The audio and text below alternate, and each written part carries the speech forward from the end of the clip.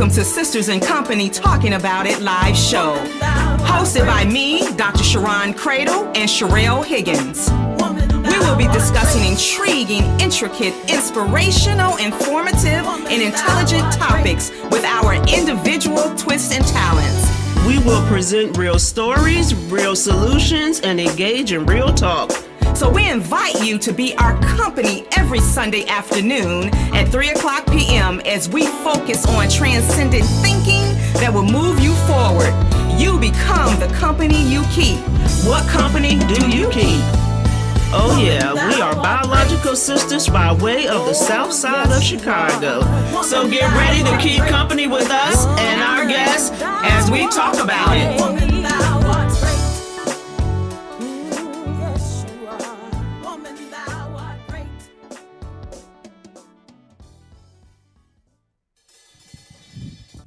Hello, everyone. Happy Easter, Resurrection Sunday. Thank you for tuning in, and we're so happy to be here today. And so we're going to start out the show a little differently today. We're going to ask our engineer to play a song to me that is just so commemorative of what we're celebrating today. I want you to listen to the lyrics. And I'd like to say welcome while he's getting that song teed up. Happy Easter, happy Sunday, happy April Fool's Day. Praise the Lord, everybody. And most of you may be Praise familiar the Lord, with this. everybody. It's called Marvelous. It's Marvelous by Walter Hawkins. How many of you all know that song? And how many of you all think you're marvelous? Put your hand up. Can you turn it up a little bit, please, Jay, so they can hear the lyrics? I will sing your praise. My God. For you've done such a marvelous thing. Meditate on those words. For someone so wretched, yet my soul you have redeemed. Huh. No one else could do it. Yes. No one could care half as much. Listen to this part. Yet you thought my soul was worth it. Yes. So you gave your only son.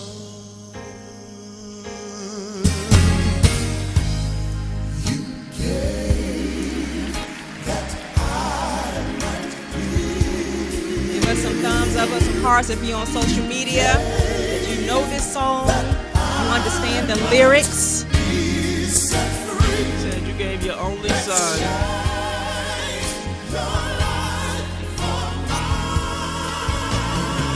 That's what we celebrate today.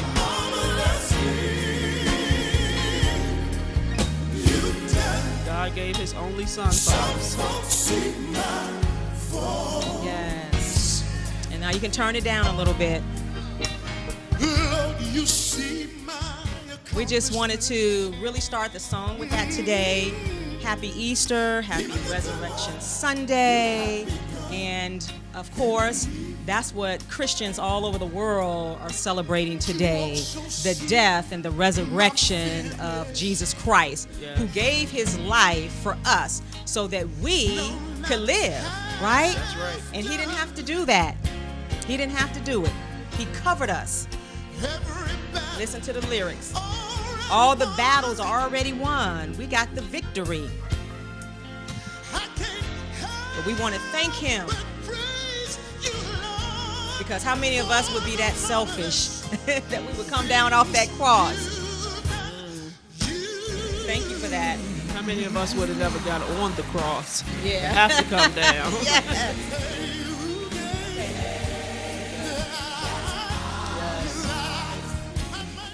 And so, for those of you who are not familiar with that song, It's Marvelous by Walter Hawkins. And I'm just going to read the lyrics so you will understand exactly what they're saying. It says, I will sing your praise, for you've done such a marvelous thing. For someone so wretched, yet my soul you have redeemed.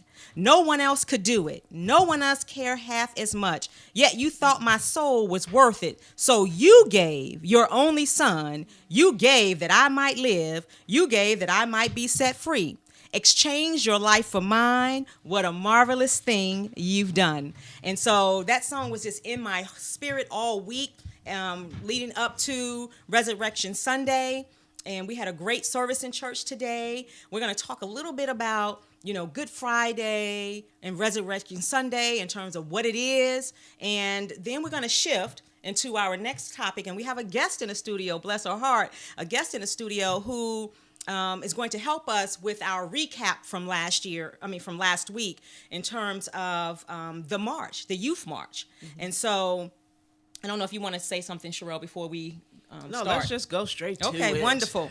The scripture today is John 3:16. For God so loved the world that he gave his only son, that whosoever believes in him should not perish but have eternal life. John 3:16. And that's it. People would say, well, why do you believe in a God that you can't see? I'm like, why not? You got to believe in something, because this world, when I think about the air, when I think about babies being born, when I think about the grace and the mercy that's been shown over my life, I know that there's something higher than I am. And so I just happen to call him Jesus Christ, because that's what I believe in. That's right. And, we recognize and support everyone's beliefs. And so as a Christian, we believe that on this day, he rose for us.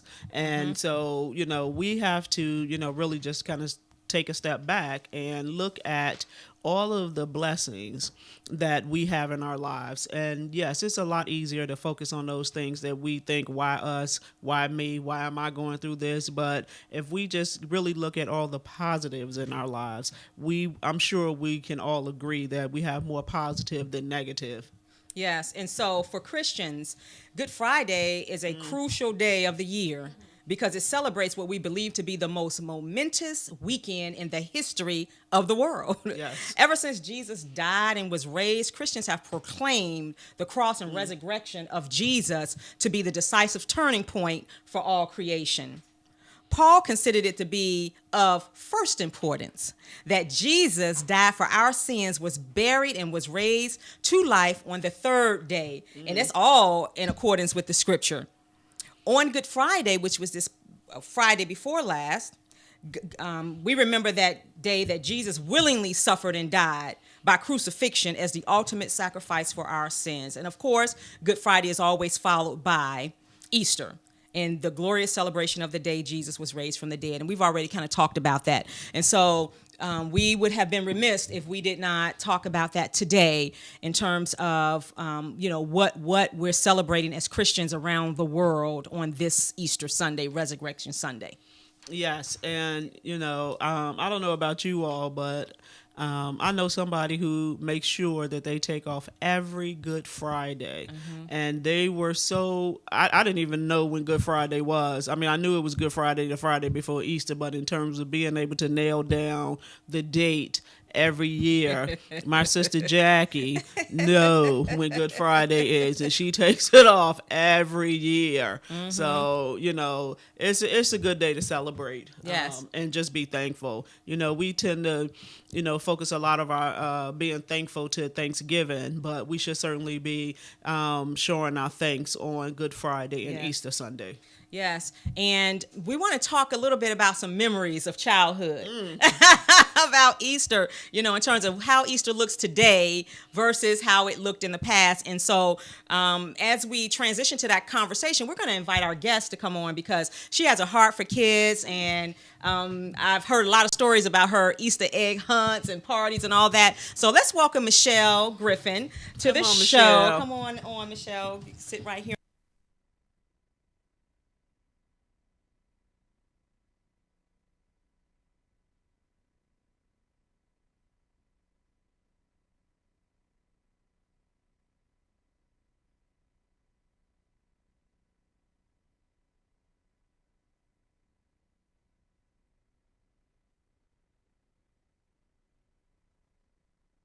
So let's welcome our guest, Michelle Griffin. I am so blessed and honored that Michelle decided to take a few minutes out of her day away from her family to come and have this conversation with us, the one that we're going to talk about later. But right now, on the way over here, I told Michelle, I said, look, I've heard so much about you and Easter and, how you used to roll with the kids. And so we want to talk about the good times because back in the day, I can remember that Easter was a big deal. We used to go shopping. We would get all day shopping, which is why I'm dreading going to the mall today. We would go shopping. We would buy candy, have Easter baskets, have Easter egg hunts, and so get our hair pressed. Yeah, absolutely, get our hair pressed. And so I did a little bit of research on why the Easter bunny and why the egg.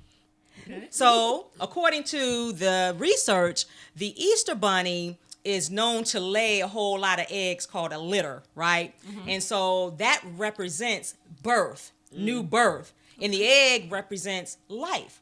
And I didn't know that. I just know that growing up, we just had the Easter bunny and the egg. And then there's a little thing about the chocolate. Remember the chocolate? It was some yeah, absolutely. The chocolate bunnies and everything. And that gets a little too complicated to talk about right now. But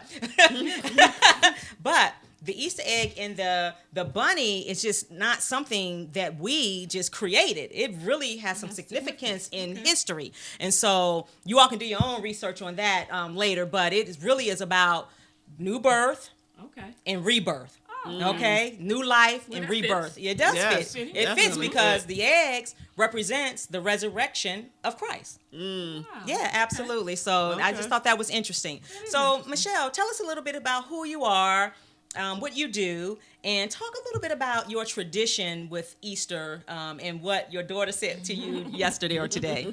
Okay. Hello, everybody. My name is Michelle Griffin. I am an educator, 18 years, born and raised here in PG County. Prince George's people. Prince George's. I have 3 beautiful daughters that right now are 20, 24, and 25. And so last evening, my oldest daughter, asked me, she said, got the baskets ready, Ma? And I said, I didn't make you guys baskets this year. And they was like, what? You need to go to Walmart. You need to go to Walmart now because we need baskets in the morning when we wake up. So I had to run out last night, go to the Walmart, get some things and put a basket together because I thought, they had reached the point where I didn't have to make baskets anymore. But they have not. They told me as long as I was their mommy, I had to make baskets. And so we made a basket this morning. So tell us a little bit more about the tradition in your family, because for them to still be in their 20s and still want to be a part of this celebration, what was happening with them growing up? So I have some grown babies at home.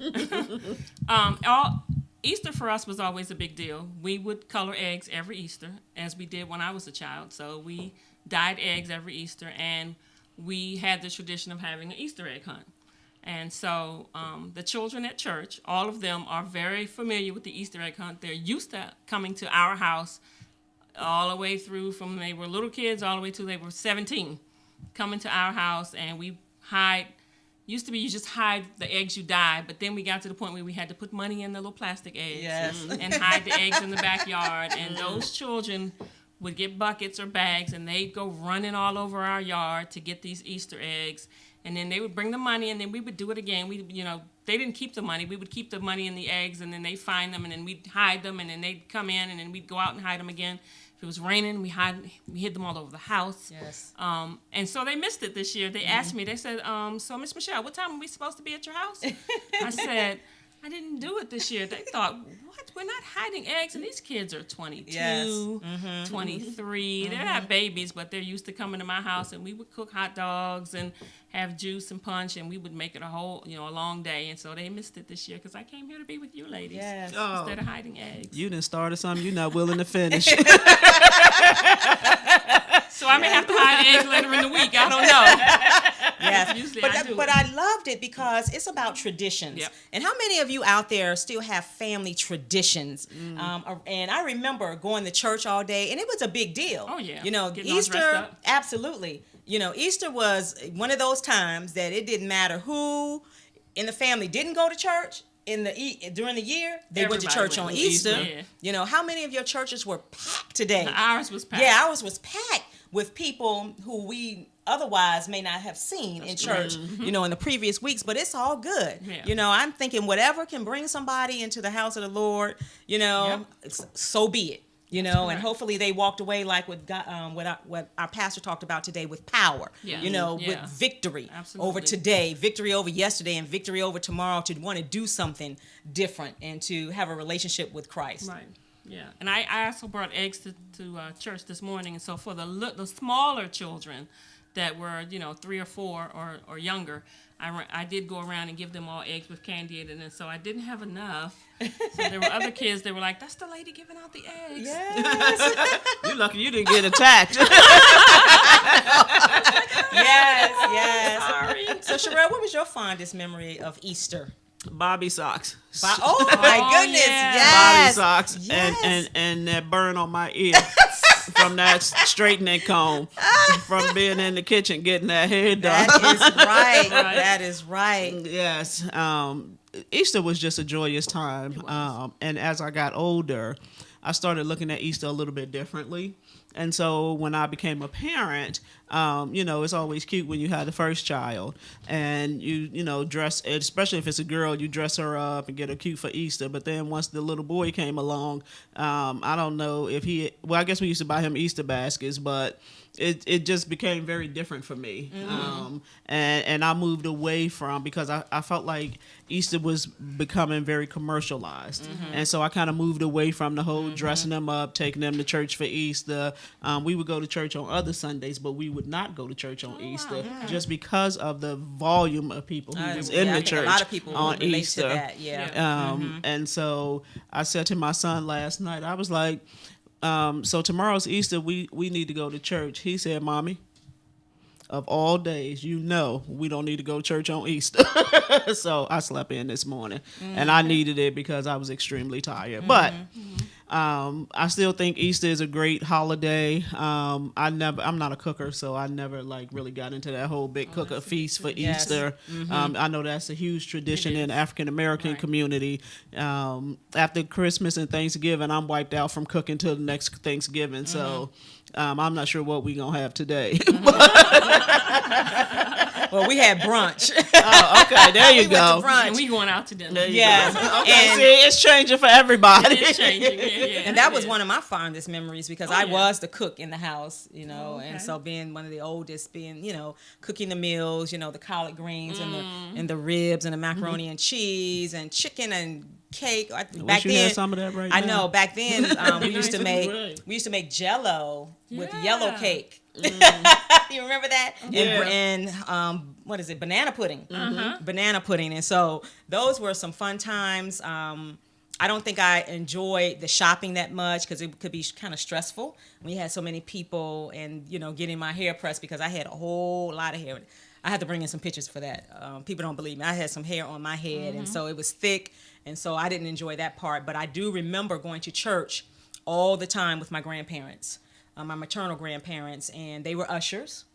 And then at one point I became an usher as a little girl, you know, wearing my white gloves, you know, doing exactly what my grandparents did. And so it was just a good time, but it was serious because we learned early about the significance of the day, you know, what it was. It just wasn't a holiday, but, you know, we were celebrating, you know, the resurrection.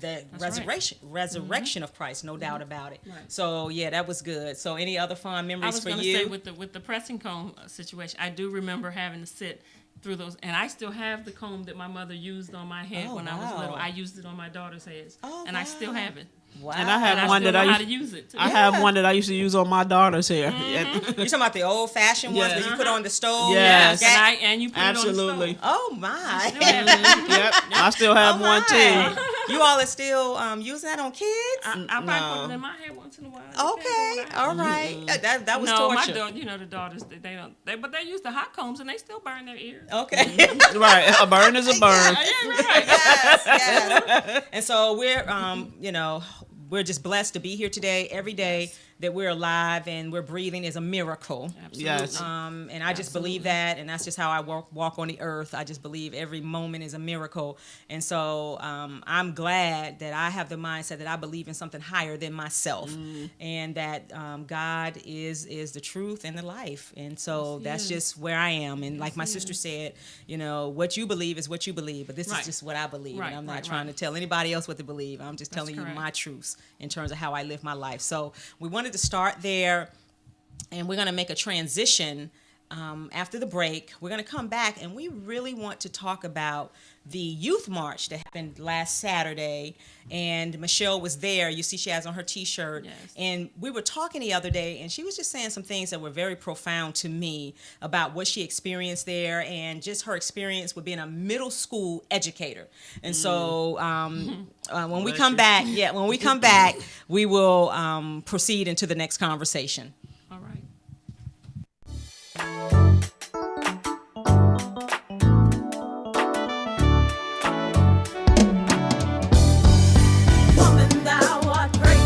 Welcome to Sisters in Company Talking About It live show, hosted by me, Dr. Sharon Cradle, and Sherelle Higgins.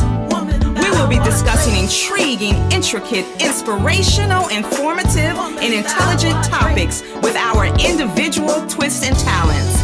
We will present real stories, real solutions, and engage in real talk. So we invite you to be our company every Sunday afternoon at 3:00 p.m. as we focus on transcendent thinking that will move you forward. You become the company you keep. What company do you keep? Oh yeah, we are biological sisters by way of the south side of Chicago. So get ready to keep company with us and our guests as we talk about it.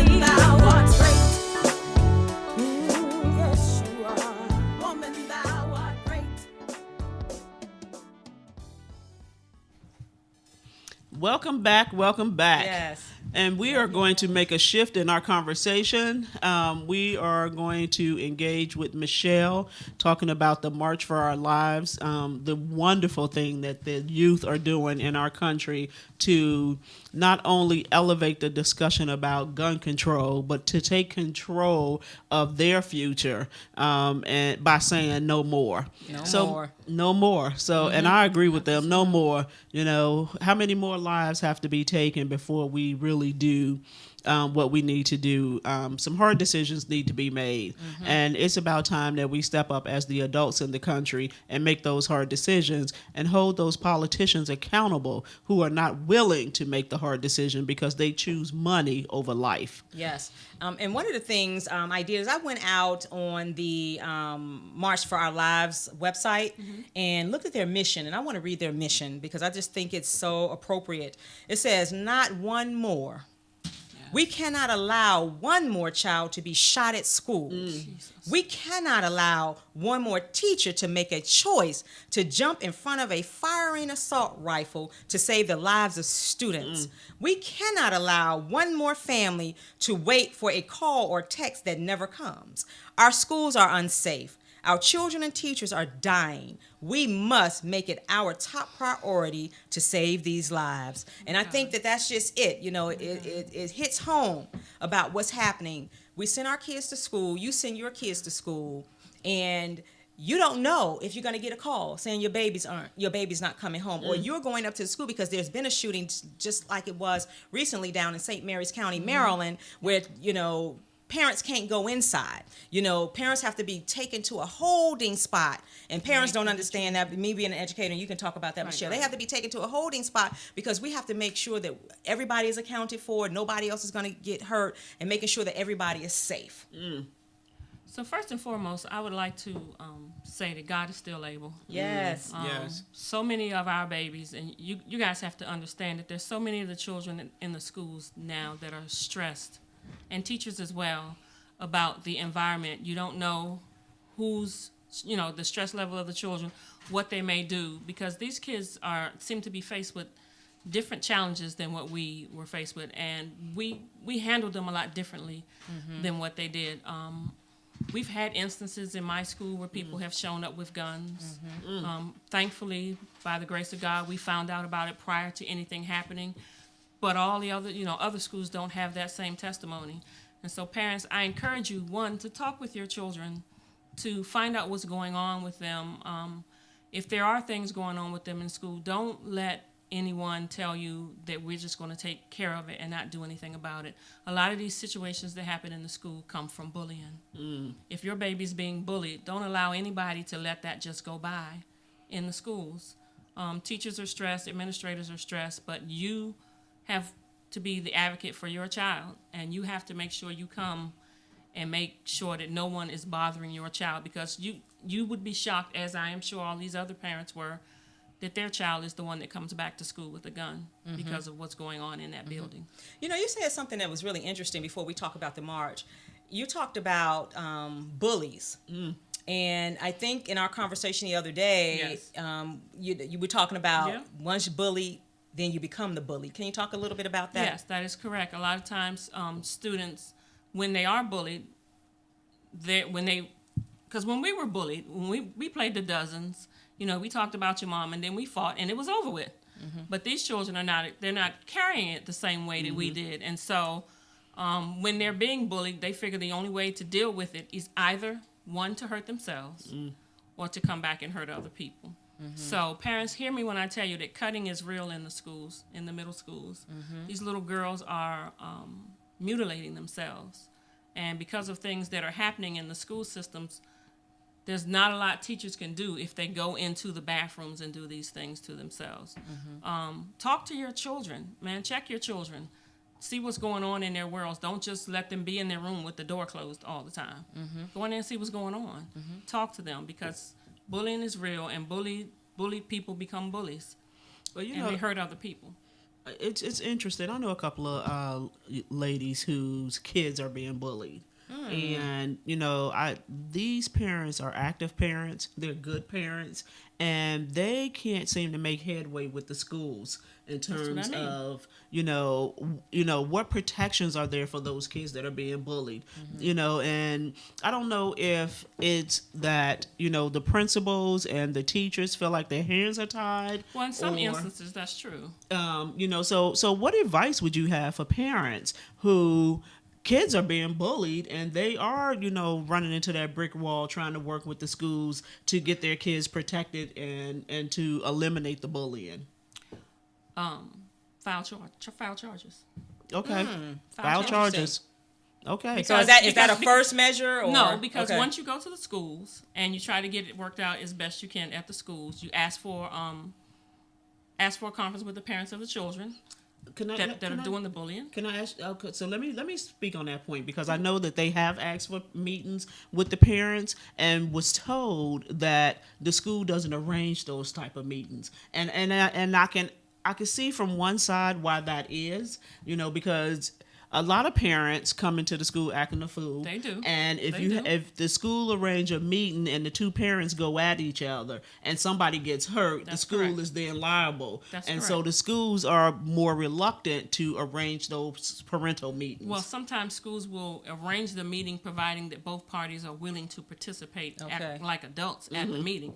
But when you do have a parent that's not, that one, it looks like it's not going to be cooperative, that doesn't think that their baby does anything wrong, then you have to go to the courts. Okay. I mean, you can't sit back. There's too many people that are saying, well, I've been to the school and I've talked to the principal and they're not doing anything.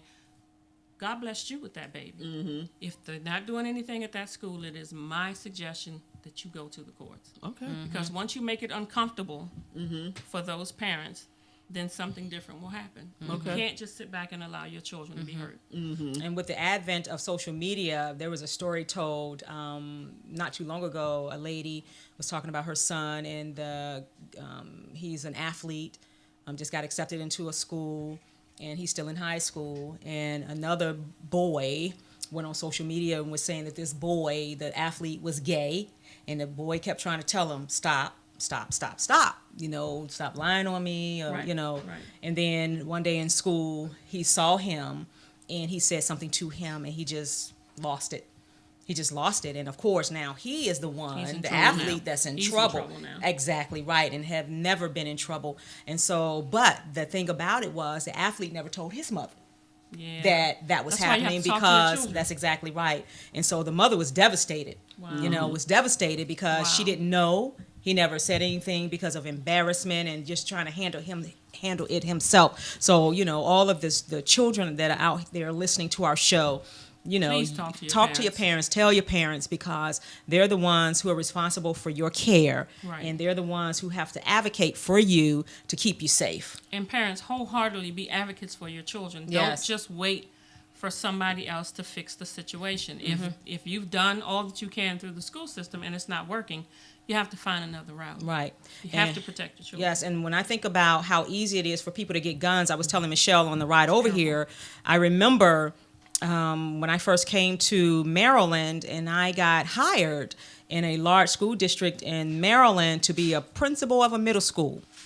And at the same time, I was offered another position that I took somewhere else. But on the first day of school, that particular school year, the school that I was going to be a principal at, a parent showed up with a gun on the campus of the school. And I was thinking to myself, how would I have handled that? Absolutely. Because nobody, when we get trained to be principals and administrators, no one trains us on how to, defuse a parent that has a gun. Right. So what do you do? So, Run. but that's not necessarily our instinct. Our first instinct is to It's run mine. because we're dealing with children and we're Yeah. dealing with your Yeah, child. unfortunately, and our every- instinct is to try to protect the children. That's our That's first our instinct. as educators. But parents, come on, be parents. Really.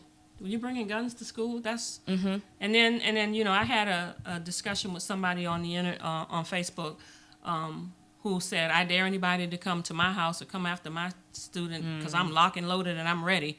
And so my response was, you do realize that you're raising lock and loaded ready children as well. So those lock and loaded kids are coming to school lock and loaded. And all the rest of us are in danger. If you choose to have weapons at your house, don't have it where your children can get a hold of it, because the young man that did the shooting in Maryland, he used his father's gun, I believe. And so you have to be, my dad had a gun. I didn't know where it was. As a matter of fact, I didn't know where it was until he passed away, and my brother went up in the attic and got it. I never knew it was up there because it wasn't for me to know. I was a child. That's exactly right. And when my 93-year-old grandmother died in Chicago a few years ago, we were cleaning out her apartment and we found a gun. Who knew? I found the gun. Yeah, And I'm terrified of guns. Yeah, And we turned it over to the police. It was in a purse. It was. behind the couch. Madea And I style. reached down in that purse and I Yes. felt something, and instinctively I knew it was a gun. Even though I had never touched a gun before in my life, instinctively I knew it was a gun. And this is in the the inner city of Chicago. Right. And when I called the police department to tell them that I found this gun, this guy was on the phone.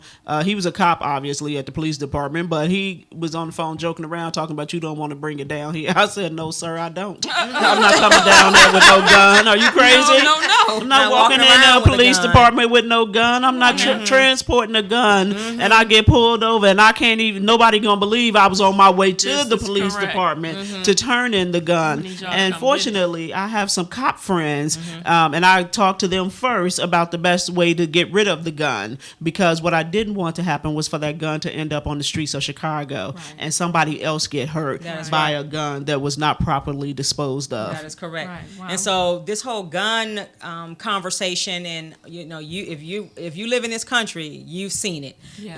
And so the children have decided, that enough is enough. And they've decided that they were going to take to the streets and protest and put the politicians on notice, as well as us adults, because it wasn't just about the politicians, us adults. And so I couldn't go to the rally because I was having my women's conference, but Michelle went to it. So talk to us about what you saw, Michelle, and some takeaways from that conference. From the march. From the march, yes.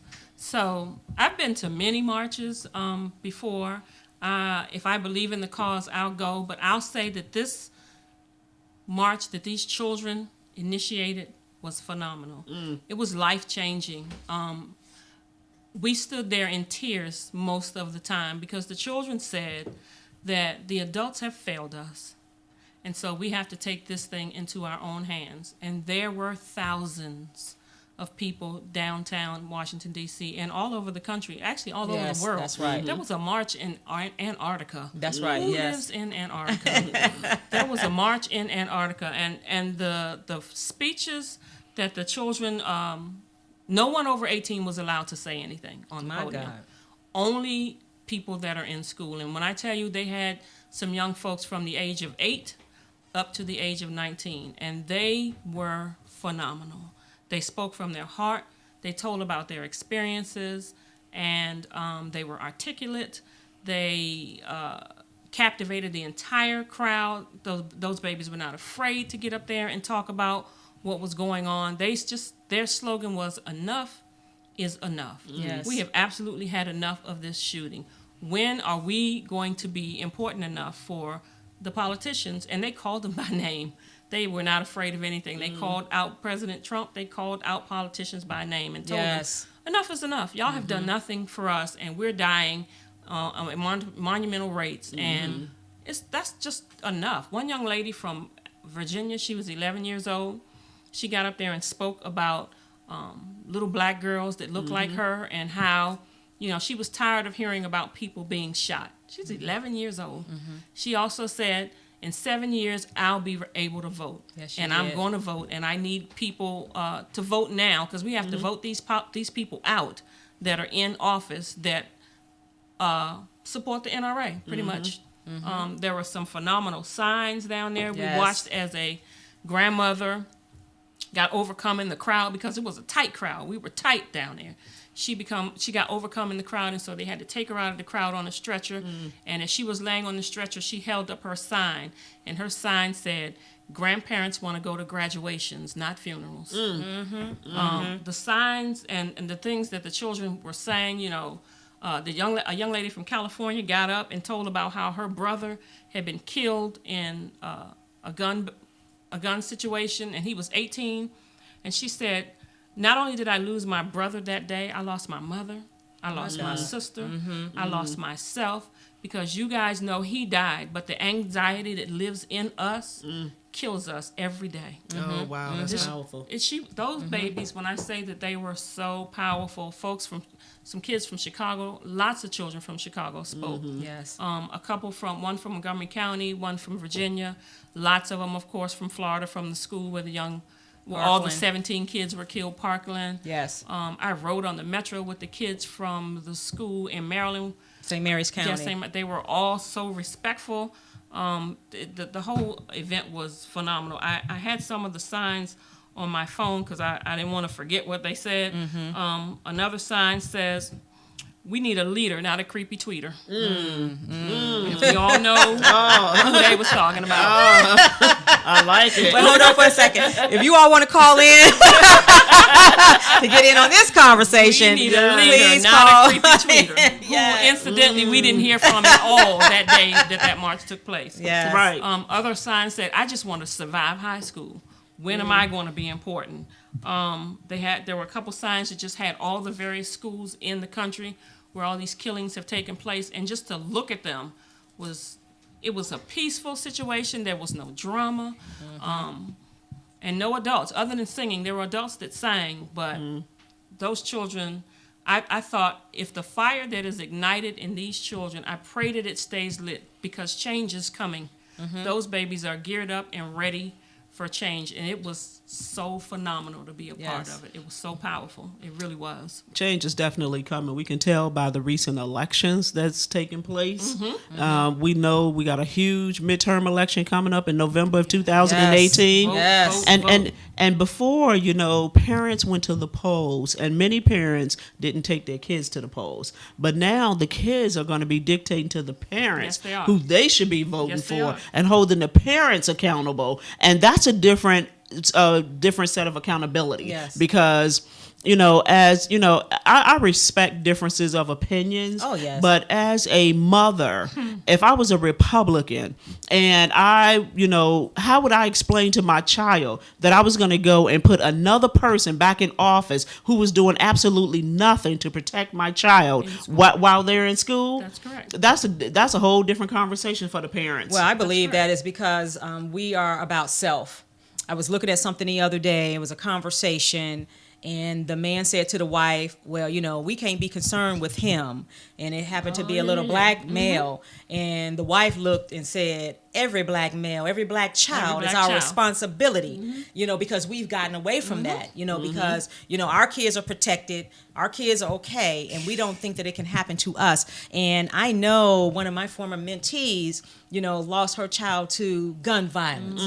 Stupid, just craziness. And then her cousin lost their child to gun violence. Right. Just random gun violence. Random. And I can't even imagine what that's like for them. But they're fighting a good fight because they are on a mission to change the laws and to get people to pay attention and to put these criminals behind bars. But even then, you think about who they are. They're 16 and 17-year-olds. And at this point, you'd be hard pressed to find a teacher who doesn't know a student that's been affected by gun violence. Absolutely. But right now, the politicians, they want to focus on the opioids crisis. Yep. Because that's what's impacting their kids. That's correct. That's what their kids are doing. Their kids, they're not, they weren't that concerned about the crack epidemic because that impacted us. our kids. That's right. And so it's not until it starts impacting their kids that they then become concerned and want to do something about it. But the NRA has such a strong hold on this country. It is going to be these kids who's going to say, you can keep your money, you can keep your status, and you can keep your power because we're taking our country back. We refuse to allow any other kids to continue to be brutally murdered inside the school. If you go, two places you should be able to go in the world and be safe: school and church. And now those two places are no longer safe. And our churches have been violated for many, many years. People just come up and shoot and kill people and bomb churches. But I was looking at during the elections, the last election cycle for the U.S. president. I was an elections judge. I'm an elections judge every year. And this particular one, I just remember, I kept saying, where are the people? People didn't come out and vote. They didn't come out and vote. People, I don't know if they got hoodwinked, bamboozled. I don't know, what their deal was, but they didn't come out and vote. So I believe that there's going to be a turn in the tide. Definitely is. And then the other thing is, during that time, I was looking at the show the Bill Maher show. And on this particular show, there was a white female, maybe 30 years old on the show. I can't remember what her role was. And then the other men were white males, old men. And they were just talking. And all of a sudden, she looked at them. She said, you all need to get out of the way. It's our turn. This is correct. It's not even your world anymore. So why are you even talking? Why are you even why are you even here? Why Right. are you talking? Because it's our world. And so we're the ones that are going to shape the world the way that we want it to be, not the way that you wanted it to be. And they have a campaign at this point, the young people, where they are encouraging people to go out and vote. They even have this little contract that they're having people who are too young to vote. They're having their parents sign this contract to say, I will vote for someone who is against guns and against kids being able to buy guns. They want to raise the age that you buy guns to 21. But we got to find a way not to allow them to buy them on the internet and at gun shows, because as you were talking about the people at that particular TV show that you were watching. Real. They could use the same rules that they use. You can't buy alcohol off the internet. And you can't buy alcohol. You can't just walk into a place that sell alcohol and buy it. They can use those same rules. Can use them. You're right. So and not that you were making this argument, but for the politicians to make the argument that that's difficult to do, it's not difficult. It's a lie. It's a bone-faced lie. The NRA has a lot of people in their pocket, apparently. And so the children they're rallying, they're getting themselves together, they're getting their parents together, and they're telling, those that are in high school, they're going to vote this time, and it's going to be a different situation, I promise you. Yes, and I was so encouraged with them. Yeah, one of the things I thought about in terms of voting, it's just not enough to go vote. Even us as adults, we have to know who we're voting for. Yeah. Oh, yeah. And what, are we a one cause, a one issue person? Are we looking at these issues for the greater good of society? And so when I'm talking to people, I've just come to learn that people are one issue voters, right? And so they're not really thinking about it holistically in terms of how it's going to impact the entire country. It's about an opinion most of the time. And a lot of times it's about what closely affects them. Correct. So if it even affects them. Right. Some of the stuff don't even affect them. It's just about what they personally believe, you know. Yeah. What's interesting to me is the people who walk around and hold the Second Amendment on their arm and say, they trying to take my right from me, but yet these are the same people willing to vote against pro-choice. I'm just like, you taking somebody else's that's right, but you correct. don't want anybody to take yours. It just drives me crazy, and I'm gonna try not to go get on the soapbox right now. Yeah, because But we also have to take into consideration, like you were saying, I was getting to that about, you said the white people sitting talking about the the young lady that was in the room. yes, We can't overlook the fact that most of these people that are doing this shooting oh come on now, are little white boys. they Yes. are, they And are. whatever type of mental issues are going on in the white family, somebody is dropping the ball. Somebody is dropping the ball. Not to try to make it a race issue, but I'm making it, The It's fact. facts. That's a fact. It is what it is. It's It is a facts. fact. Most of the people that are doing this shooting are little white boys. And so what's going on? What's happening? They're still children. And so who's responsible for them? Who's not raising them? Who's not raising them? Their parents. Who's letting them go in the room and Really? close the door, and the police go into your house as a parent, and they got 25 And guns they're in nine their guns room. laying Yeah. out on the bed. Who's paying taking pictures, attention? putting them on the internet.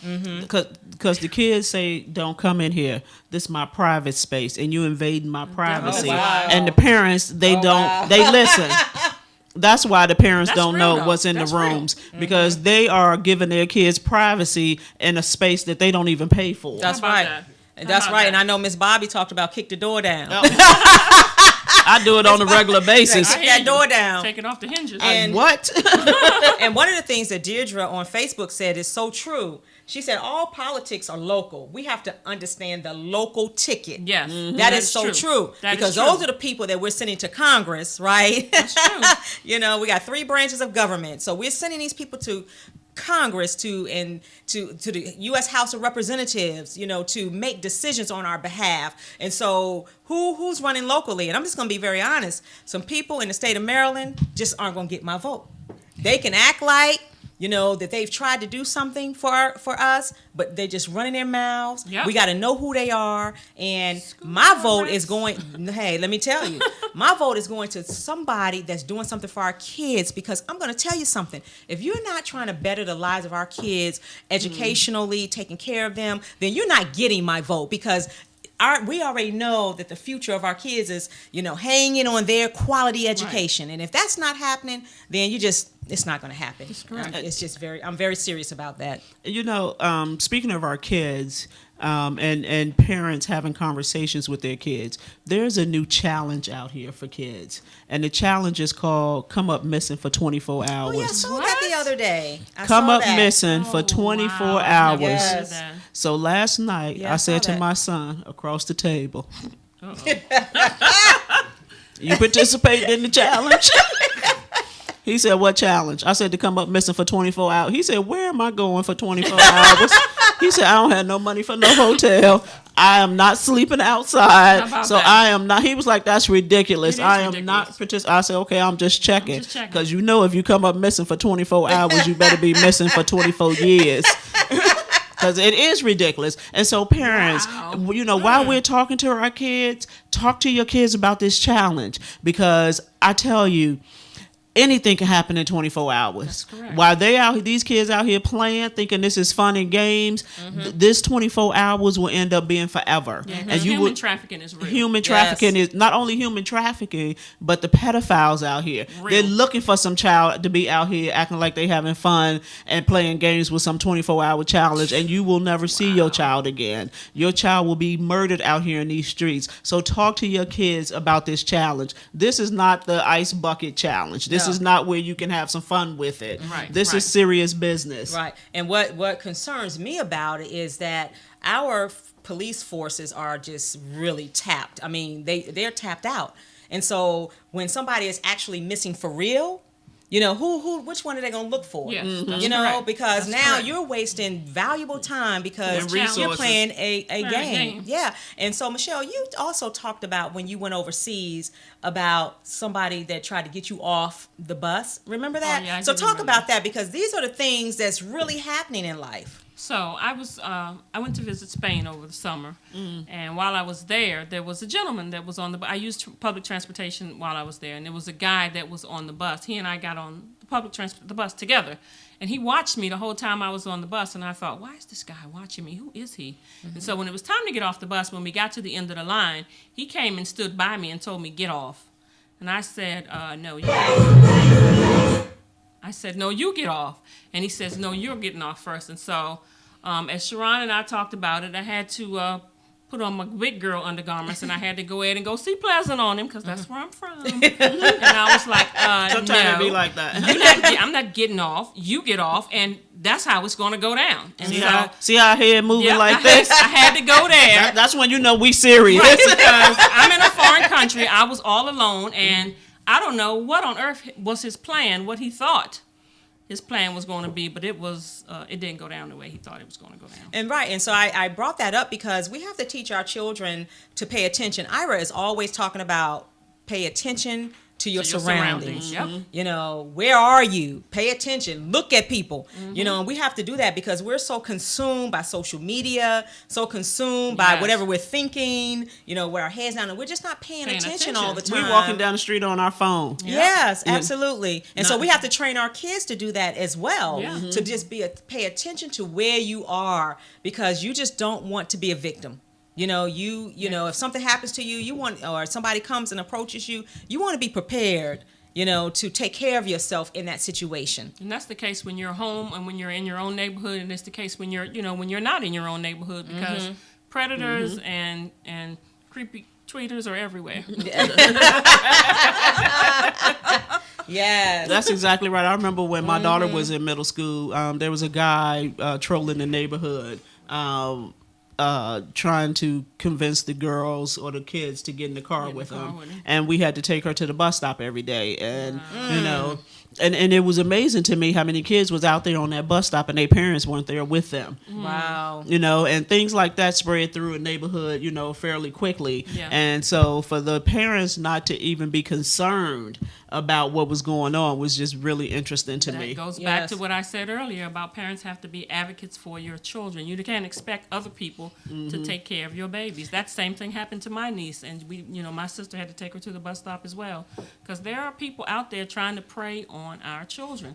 You have to be an advocate. And one for of the your things I think about with parents, you know, those of you that, you know, go to work, you see some people just got to get to work. And so they're like, you know, they're just praying their way through the day, making sure, you know, thinking that they're going to pray that their kids are just going to be okay because I got to get to this job, because if I don't get to this job, I'm not going to feed my child. And I just don't think that parents should be under that kind of pressure. Parents jobs should be looking at parents and helping parents, because what I do know from an HR perspective is that the more you help your employees, the better your employees are. correct. They're going to be to Absolutely. you. Absolutely. And then when I think about my own childhood, and I don't know if you remember this, Sherelle, you know, when you talked about neighborhoods, we do sometimes feel safe in our neighborhoods. I remember a gentleman coming through the neighborhood. I don't know where this guy came from, but he was a martial artist, martial art teacher. And we used to climb out the window and go to the beach with this man. Wow. And he taught us martial arts. Fortunately for us, we were safe. He never tried to do anything, but just think about that. Yeah. You know, so sometimes as different time. children, you know, we just don't have the capacity to think things through, you Right, know. that's correct. And then growing up in Chicago, although Ira tells me I'm scary, I'm like, no, I'm not scary. I'm just not going to be a victim. I think it's two different things. Because then growing up back then, we were taught not to be afraid, right? And so we just weren't afraid. And because it was all of us, cousins and Until my uncle left us in that park. yeah, oh yeah. And my cousin DeWanda said stranger danger was going to get us. We were scared then. But we willingly went out the window, went to the beach with this man, guy. and he taught us martial arts. Just think about that. Wow. Yeah. So I understand sometimes kids, they're like, okay, it's not a big deal. Nothing's going to happen to me. I don't have that sense of fear. So I'm just going to go. And that's what happens a lot. And we have to get back to school being a safe zone. Oh, Right. yes. Oh, It has absolutely. to be a safe zone because when we send our children to school, you guys expect, we expect them to be safe in the school environment. And we have to get back to schools being a safe zone. We're so focused on standardized testing. We need to focus on protecting these children. That is right. And if you think about it, and people don't want to admit to this, we know that we send kids to school to be educated, but school is a babysitter. Absolutely. It's a full-out Think more than about it. education. That's Absolutely. exactly right. Psychologist, Because no it's a doubt mommy, about it's it. a daddy. That's exactly Yes. right. And so when parents have to go to Feed work, the kids. yeah, Yep. kids can't stay at home by themselves. Right. And so the parents depend on the school. So that's why the parents have to advocate. And I'm telling you, parents, teachers. on behalf of the teachers have to advocate, but they need the parents. And the parents need to go to these school board meetings because I'm telling you, Yes. that's where your power lies. Yes. Your power don't lie with the superintendent. Your power lies with the school board.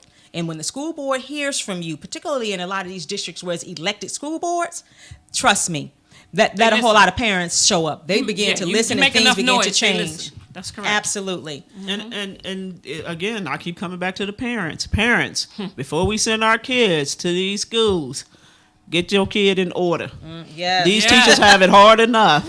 Get your kid in order. I saw a video on Facebook today. This little boy, he wasn't even in school yet. He was probably about 3 or 4 years old up in the barbershop acting a complete fool. Idiot.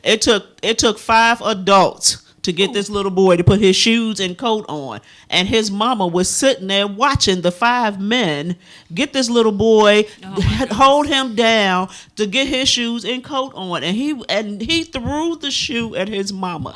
I had to turn the video off because Well, I you was wanted about to to jack get him. up my son and he hadn't even done anything. No, that's So right. parents, get your kids together your before kids you together. send them out into the world because it is not the teacher's responsibility to discipline raise your your child. kids. It's not the teachers. They don't have time to be fooling around with you and your kids. Get them together. And get yourself together. Get yourself Yes. together. Yes, If don't come your up to the school after the teachers all combative because you know your babies. You know what they do at home when they out in the street. You know. If they doing it at the house, they doing it at the school. And don't go up there talking about not my child. You know the child just told you to shut up on the way to the How school. about that? Get How yourself about that? together. I remember. That's so real. That is so real. I remember being a high school teacher, and I had and I dealt with special education, emotionally disturbed children, and the young lady called me a B, but she kept calling me a B because she mom wanted or the child? the child, and because she wanted a reaction, right?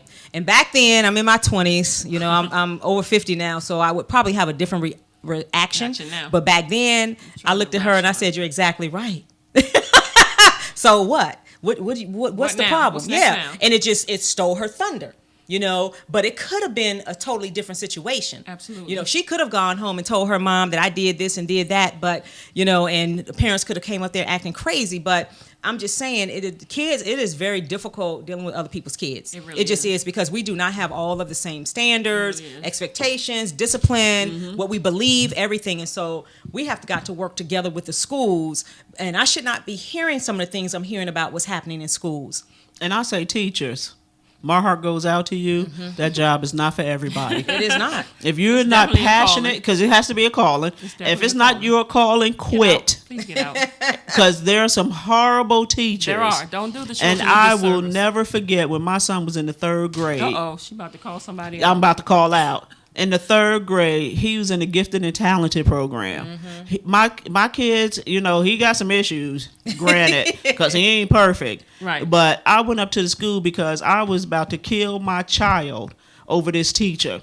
And when I went up to that school, me and my husband, and my son said to me in front of the teacher, "She don't respect me." In the 3rd grade, I My never beat God. him another day after that behind that teacher. I told him, "Don't even call me no more, because you up in here doing something you ain't got no business doing." And that happens to a lot of our kids. If a 3rd grader say you don't respect me, something going on in this classroom that you need to check yourself for. And so after that, she knew not to call me no more. Yeah. And when It you is think definitely about third calling. grade, you know, the stats are out there about what happens in third grade. That's when most standardized testing begins. But it's a It is. pipeline. That's when It is. prisons, the prison pipeline, that's when they start, you know, they look at who's going to third grade, look at the test results, and that's when they start building prisons around who's going to Wow. third grade because of the whole and who's in the classroom with our kids. And so it's so important to be involved. Parents, Please be involved. teachers, be passionate and serious about, you know, your craft, because our lives as adults depend on how you're treating the kids and what you're doing for them in the classroom. Come to the school, volunteer. Come Yes. take some time out and be up at the school. You take time out to get your hair braided. Come to the school. Yes. Okay, So, so look yes. at that. We already out of time. This was a great conversation. Yes, it was. Thank you, Michelle. That Thank was you. great. I appreciate it. I could talk about parenting all day and Yeah. all night. I tell you, we all got a story around parenting, but our time is up. We want to thank you all. We want to Yes. say have a great rest of your Easter Easter Sunday. Sunday. Get ready for, you know, they call this thing called Easter Monday. Monday. I don't know what that was when I was growing up, but I could have used the Easter Monday. Yes. Get ready for the work week and just enjoy the rest of your Sunday. Yes, bless Amen. you. Happy Thank you. Resurrection Sunday.